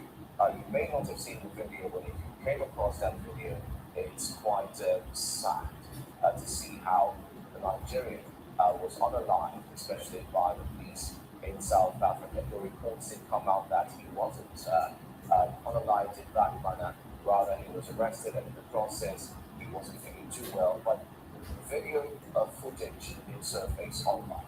Let's bring you back, Dr. Masanga, to look at this. Isn't this an opportunity for the African Union to show its strength by calling off a convening an emergency meeting, calling all heads of states to sit down and deal with this devilish issue once and for all? But what we hear or see, there seems to be complete silence.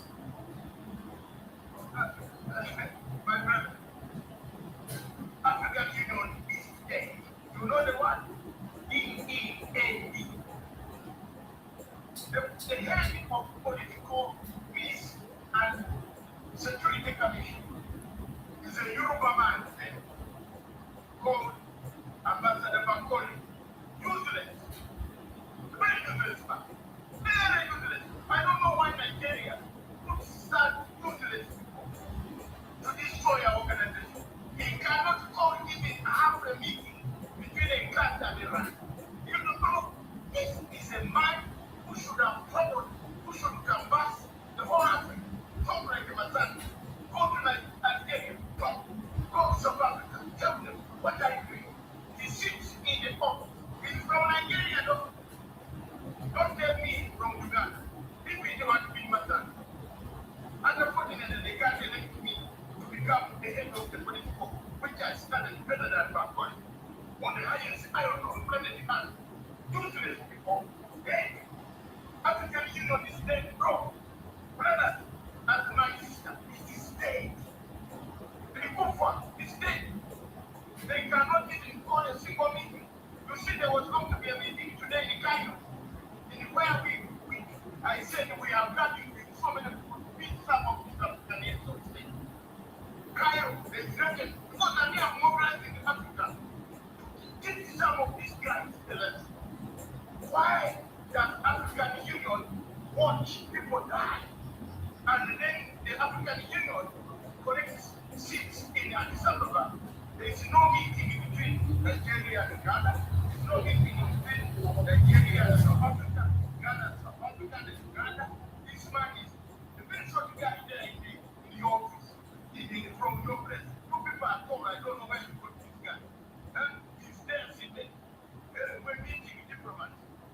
you want white guys you were elected to go and service politics and security and the peace in Africa.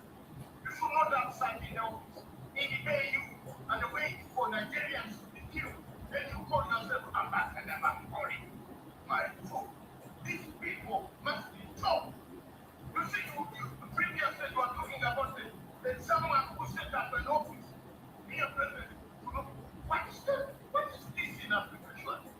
And then you collected money for years, and now you are saying you're looking for this double standard in Africa. If we are to go for us and some of us have done our best. We are going home. We're in the sunset. God is calling us. What type of Africa are we going to live for? Dead Africa. African Union is dead. We can't call it in a meeting. It has now postponed the meeting for control. It is a meeting between should we put them on agenda or not on agenda. I'm pulling Mahama. Please don't go to ICC.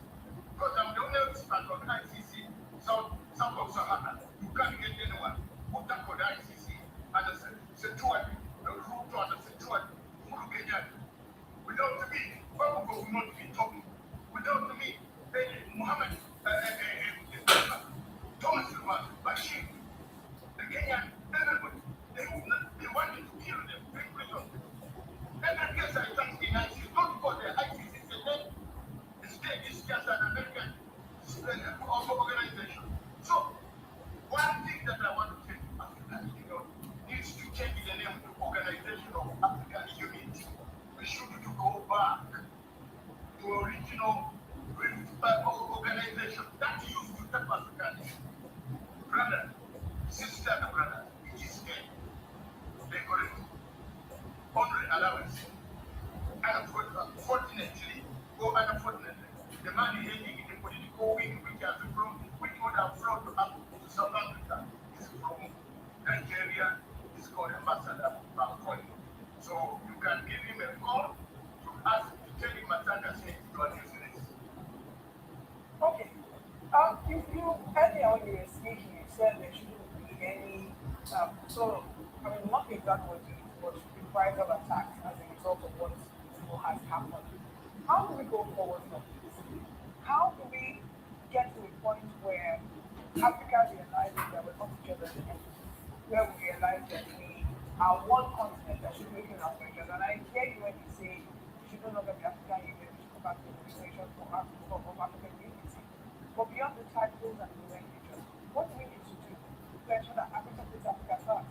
And we don't keep saying stories like this as we. Africa never put itself first. Africa puts itself by looking at America. What has America done? If you look at what Nigeria is spending money to go down, walk around issues and some of things in the US, it is more money. That's what we build more studios of this next year. And we talk about that. They spend money giving fake guys. You find them running with those big clubs of yours around Washington, D.C. Matanga picks for the phone. Well, I can issue my friend. I don't need to go to Washington, D.C. I don't need, even if they get me, I don't need a visa to go to Washington, D.C. Africa needs to start talking about itself first. And it is very difficult for Africa to start talking about itself. Let me ask you, my sister, one question. Gaddafi died. Show me one road named in Lagos, Gaddafi Road. Is there a road named Gaddafi Road? Lagos? Is there a name? Is there a building named Gaddafi? Gaddafi died. He was telling them, the French were coming to kill me. I don't have weapons of mass destruction. No African leader today follow the Sarkozy except in his mouth. Until I put Sarkozy who said he cannot go to jail. I said, no, you have energy to go to jail. I went to Paris in a court. And for the first time stood on the French side. And I said, look, this man has an energy to subset. He's strong and right to the United Nations Security Council. That is Gaddafi and weapons of mass destruction. Yet he had stolen his man. And this man has been found guilty. African leaders have no cooperation at all. That's why you see the Tinubu look The South African Prime Minister, they use this man. Why has he come to my country? You see, if they had known each other, if they know the biggest fund and the court, the president Ramaphosa, why are you doing this money? Why? What's going on? That could cool down the temperature. But none of them, Africa, don't discuss even one thing. Today, Africa that used to discuss one thing was the Africa of ours. When we grew up, 1950 something, 60, 61, the Africa 65, things were moving. But the Africa of today is the Africa of rented Africa Union, rented, is rented. You can see the type of democracy that you are talking about. The man in Guinea, Conakry, overthrows the government. Whereas white long things, I hate that one. You wear long things, then he says I'm a Democrat. If you lose our opposition, then he comes for you. And now I am the president of Guinea Conakry. Useless. Another one in Gabon, useless. And the group, this is not the African Union, where we used to put sanctions on Baba. We used to put, not Baba, when the other general in your place, when he was slaughtered, we put sanctions on them, not them here. That is the type of African Union that we want. But the African Union of today is boring, zero. There is nothing there. I don't know why our leaders go to smell of perfume, each other's perfume, and the clothes. Nigeria and the leader comes, penetrating those things of yours. I don't want to go to that place anymore. And then go to see President Abiy, Prime Minister Abiy Ahmed. He has done something in fact, you can be happy to go and see him at the Sabbath because he has done something. He has not stolen your friends. They have stolen and they are vomiting all this. Now, how can a Sunday leader come to tell another African leader that's okay back? Because there is no way, my sister, that African Union will ever sit down seriously. The people who used to sit down and they, the few remaining like us are not, unfortunately, not. We are very well educated, better than some idiots there, but they cannot give you a place because you criticize their place. And now, Dr. Matanga, if I may come in here, Dr. Matanga, you believe the African Union took place and she would expect not from it, but what can individual countries on a bilateral level, for example, Nigeria, or what actions can they take to send a strong message? The Ghanaian president, for example, talked about conversations about ICC, but you've also discussed that, I think, mentioned that but if these messages are not sent, there's no strong message. This is not the first wave of xenophobic attacks we're seeing in South Africa. It's likely to come soon. So what can concrete for an individual level, for example, Nigeria, what can we do? There are talks of nationalization of South African businesses and other things like that. Stop importing state. The nationalization of property of South Africa will not pay the people they kill. So Nigeria should now list down the people they are returning. Do it the Ugandan way. Do it the President Museveni way. Everybody whom we are evacuating from South Africa. We are recording what you left back. I left the house, this is the land time. I left the car, this is the logbook. I left the school. Many Ugandans have many schools. So Nigerian government should not overreact, but now sit down with the people coming back and they record every property they have. Put a bill.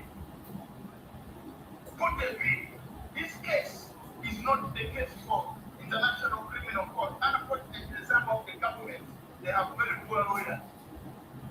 This case can go to International Court of, we can go for reparations in another court next to ICC.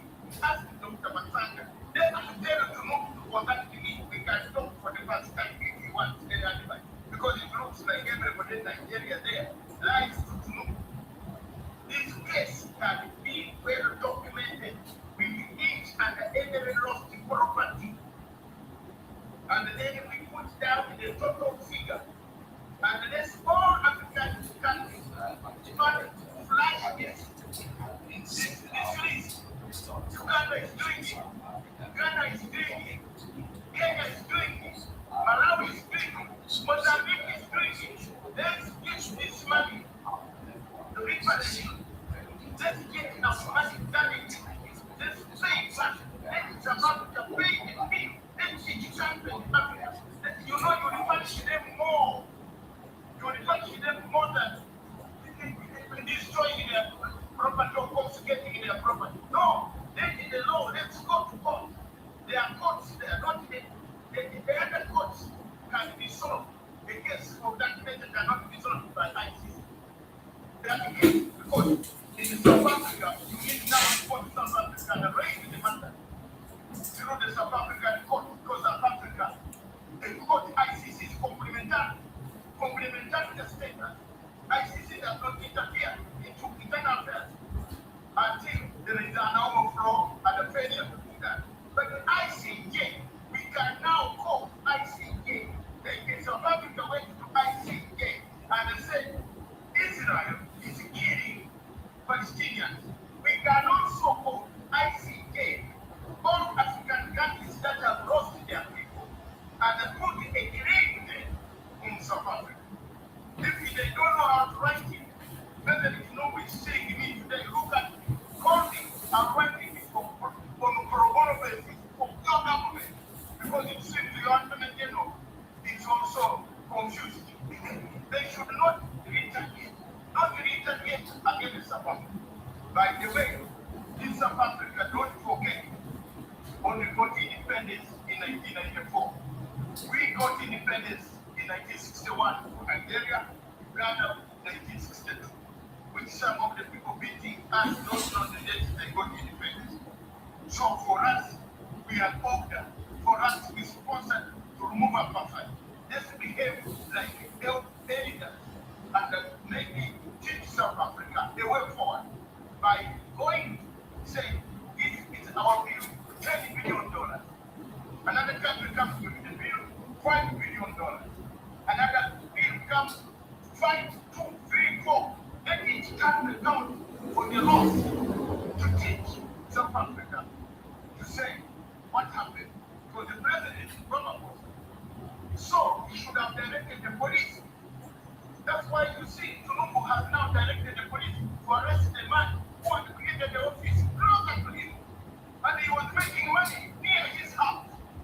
So this Ramaphosa should have directed police to arrest those people and put them in. So the responsibility lies for the president now to say, if he doesn't talk, let's give him a bill. Don't retaliate by beating South Africans. Don't retaliate by sending them away. Some of them are not even aware that their government elected them. So, for us in Uganda, we have not touched MTN. We have not touched South African banks. We are doing some ego bypass. We want a political ego bypass to reach South Africa, punish it legally required. Give us the money. Our people need the money. Give us the money. We want that money. We want our property. Nigeria was 4,000 people were displaced from South Africa. Can you compensate? How much will you compensate? Okay. Okay, I mean, before we come back to you to wrap this conversation up, our editor-in-chief, managing director, Simon Ekpa, he had a sit-down with the Minister of International Relations, South Africa. They were not able to meet with the president, but of course, they had this conversation with them. We just want to put that out there for our viewers to see. Very detailed, very incisive, very timely, especially with this conversation we're having this morning. When we come back, we'll have to take just one more reaction from you. Let's take a look. There has been individuals that were arrested, and unfortunately, when such things do happen, it doesn't gain the same because as you see the videos, they fly across, but there are investigations. As a constitutional democracy, the police still have to investigate, they have to effect arrest on the basis of evidence, and in certain situations they've done so on the spot. So there has been arrests and it's ongoing, so they are ongoing through our criminal justice. So this is what the South African government has been saying from the beginning, that anyone involved in this type of criminality must be dealt with by the law enforcement, and that the responsibility to enforce immigration laws is the responsibility of the lawful authorities of the state, and that is what they've been doing. The president also announced a 5-point plan to deal with all these issues, because indeed there are issues that do cause some of this irritation from various communities, and these issues, some of the issues that we were engaged with from the message we've received with the Minister of State here, is that the President was no longer available, but he has delegated him to receive the message, and he will deliver the message of President Ramaphosa to his brother, President Tinubu. He will receive the message. I don't know if you call that snapping or not, but he will receive the message. We had a very robust engagement on this issue with the highly powered delegation from the Foreign Affairs Ministry of Nigeria, with various ambassadors, the Secretary of State, a highly empowered delegation that said has been mandated by President Tinubu. So it's up to the Nigerian media. If the Nigerian media interpret that as nothing, I don't know. I don't interpret it as nothing, because we had a discussion. We had a robust one. We shared our issues that and the message that we had to deliver on behalf of President Ramaphosa, and that message we were given assurance that it will reach President Tinubu. So the message will receive the intended recipient, and for us, that is what was important, and that is the important substance of the delivery of the message and the discussion that we had. As I've said, it was very robust. The message from the South African government is that we condemn any form of xenophobia or any related intolerance. We condemn any killing of any Nigerian national or any national from the African continent or from South Africa in that matter. And we have also conveyed our condolences where there has been untimely deaths as on behalf of the South African government. And we have also conveyed that in South Africa, immigration laws, according to our law, must be enforced by the law enforcement officials and not individuals. We have also conveyed the issues that are an irritation to the South African public, which are concerns, which leads to sometimes this type of violence. And we have also stated that this is not justification at all. One of those issues was the inauguration of the Igbo in Bukombo in Eastern Cape, the hijacking of buildings by some of the Nigerian nationals, and including putting areas, communities, and make them no-go areas, even for South Africans. And such community happens to exist in China, or what we call Pretoria, in Sunnyside, where there is a community, and there is also another community in Hebrew, in Johannesburg. Allegations, or did you find something? Alright, so you can catch all the detailed interview with the Minister of International Relations, Robert Labola, right there, speaking with the Managing Director, Editor-in-Chief, New Central, Zakaria Kintabi, where he said that they're doing a lot. So let me throw it back to you, Mr. Nasangi, as we wrap up the conversation. Is that footage, that interview, he did say that they're also doing a lot. They are arresting those who are responsible for the murder and the negative news and actions that we do see. He says it's not in their place. He doesn't know what we do, what we report here in Nigeria. Do you think the South African president and his team, do you think they're doing enough to douse the fire in terms of information sharing and also enlightening the Africans as a whole concerning what they do?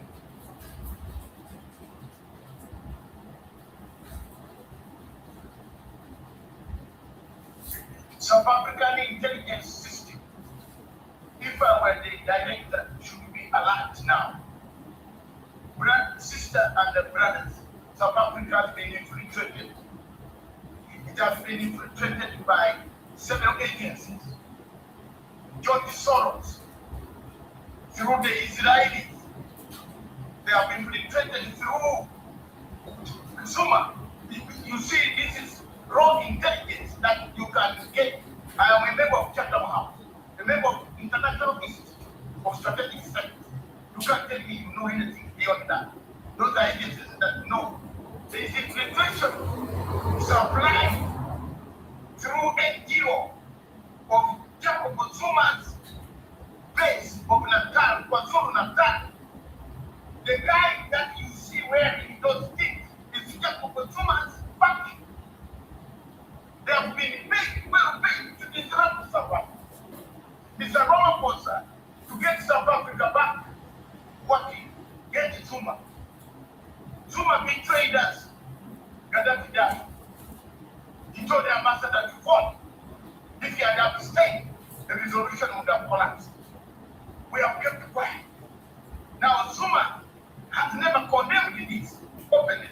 So if I were the director of intelligence of South Africa, the focus would be on internal dynamics of Zuma, the group in KwaZulu Natal. You see, let me come on the other side. Some of our brothers also behave badly. Why do you go to create a kingdom in another country? That is also bad manners. But that does not mean you kill them. 2 or 3, South Africa is facing a very dangerous international, advocacy. The government for the 19 months left for Trump and the early months, I am telling you people, and I will call me back on this field. You, the 3 of you, need not to call me, especially that the younger man down there. My brother there always knows what I told, never goes wrong.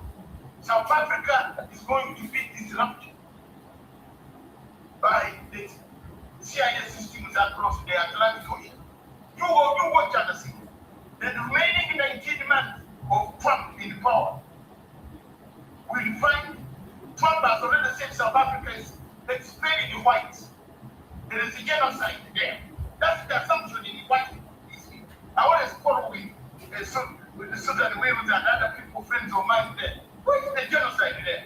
Now South Africa, instead of being friendly to all of us, so that we can help them to see that they change the foreign policy, South Africa is not talking. This foreign minister is a great friend of mine. He has tried, bro. He has tried all of you, madam, and the 2 gentlemen. But he cannot try without arresting the countries. The countries are still talking on TV. They are on national TV telling us we are coming for you. There is a woman who is related to Zuma. That lady who is called Zuma. Why can't you arrest this guy? Put her, this lady, put her through the court system and say, why are you inciting the public? If there are people who are illegal, it is not your role as a goon to go and take the law in your hands to kill us. For us, as Ugandans, and I want to thank the chief editor, your managing director there, a great friend of mine. We have done a lot for Africa. We are going to keep going and keep asking those questions.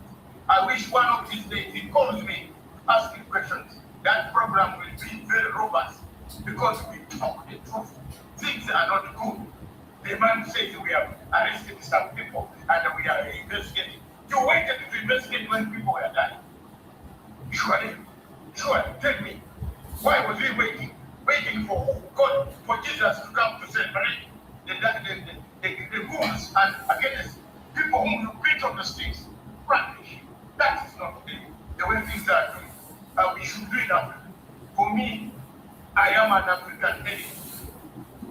My experience has taught me there is one thing. Africa needs to go back to the drawing table. And we agree with you. Africa really needs to go back to the drawing table. Thank you so much, Dr. Masanga, for a well incisive conversation we've had with you this morning. We'll wait to hear some more, but don't forget that the exclusive interview with the Minister of International Relations will air on Friday at 5 p.m. So make sure you tune in. And actually tomorrow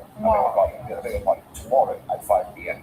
Actually tune in and don't listen to Dr. Asanga. We'd like to hear your thoughts tomorrow on Wednesday when you get to watch it and you have your say as well. Thank you very much. Something very interesting. Yes. So tune in at 5 p.m. West African time tomorrow. This is of a chief prosecutor. Thank you. Thank you for your time. We have to run. Thank you so much.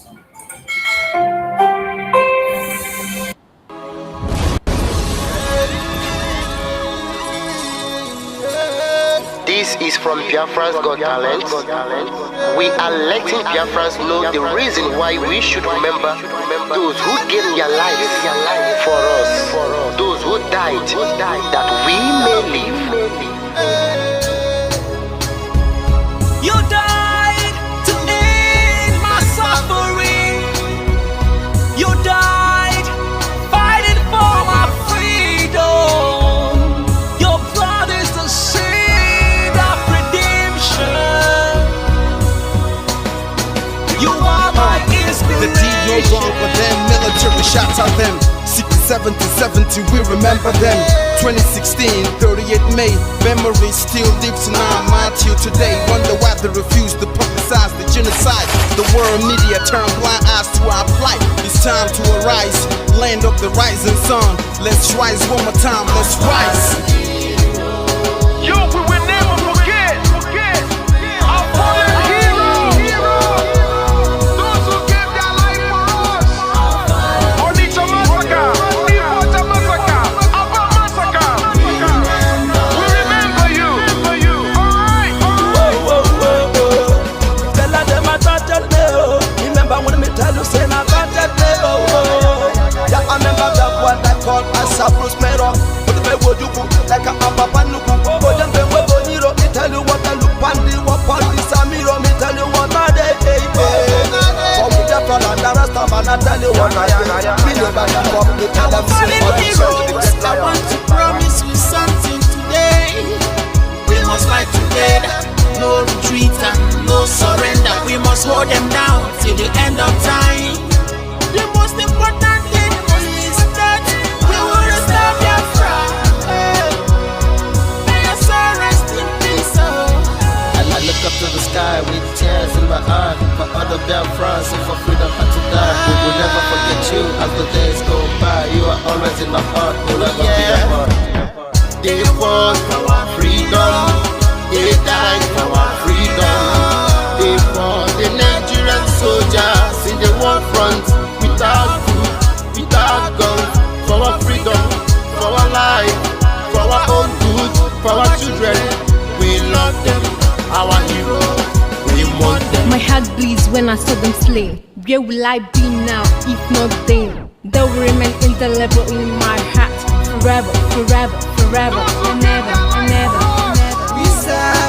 We serve in your plantation, and the way you paid us back with your bloody starvation. We bled in our history, that the death of my people is a mystery. No going back to get to a victory. I had a voice now, call for vengeance. I never get bombed, I'ma blow like a vengeance. Yo, we will never forget our fallen heroes.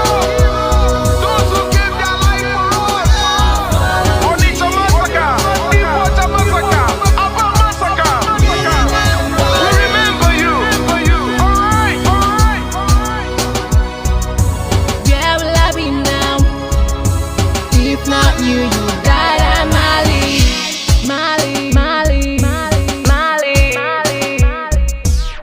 They were starved to death because of our freedom, and they paid the debt for our freedom. Flag high for those that died in the genocide, fighting for you and I. There is pain in our heart, we bleeding inside, tears in the eyes for our fallen heroes. This is for my fallen heroes. Give them a motivation, people. It's